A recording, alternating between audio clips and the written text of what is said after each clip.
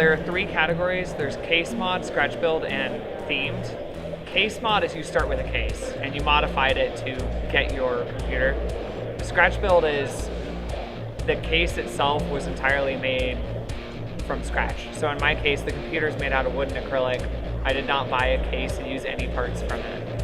And then the id and Bethesda theme is your computer just has to be id or Bethesda themed. So Doom, Quake, Fallout. 2 years ago, Ethan, who's a couple rows over, he didn't bring a mod this year. He actually had a life-sized Nick Valentine from Fallout, like a full character, and had the computer in his torso because he's like an android. And it was unreal. Like 10 years ago, case modding was slapping some cold cathodes in your computer, putting some neon light type things in it, and that was kind of the extent of it. Maybe some water cooling. I was thinking about what I wanted to do for another computer, I was brainstorming some stuff, and I was like, I've never really seen a fish tank mod that I liked. Like, they've been done a lot, actually. Most of them are done with a box and the fish are on one side and the computer's on the other, or it's a box within a box, and you can always see the corners.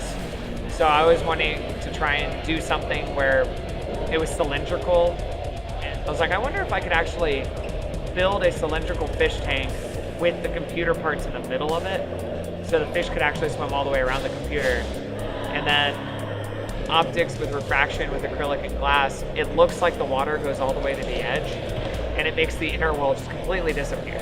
So unless you actually look at the water level, it looks like the computer components are submerged in the water, but they're not. So I try and keep the water level filled up pretty high, because that's the really big tell that you can see, like, oh, the water level doesn't go all the way across. And then on the bottom here, you can actually see the reflection of the inner wall with the LEDs. You see how there's a ring on the inside? That's the lights from this ring reflecting off of the inner wall. But aside from those 2 things, like if I cover that up, it just looks like all the electronics are just in the water with it, which is really what I was trying to do. And it turned out far better than I had even hoped. Like, QuakeCon's been around forever, and it's, kind of a homegrown convention. It started off with I think it just started off with a bunch of employees getting together and doing a LAN party and inviting people, and then just grew and grew and grew. But since Bethesda, or ZeniMax, I guess, bought id, and those 2 companies have merged, the convention has just grown. Even anyone could host their own tournament, and it would go on the official QuakeCon stuff, and tournaments for whatever game people want to just play a tournament in, and it's awesome.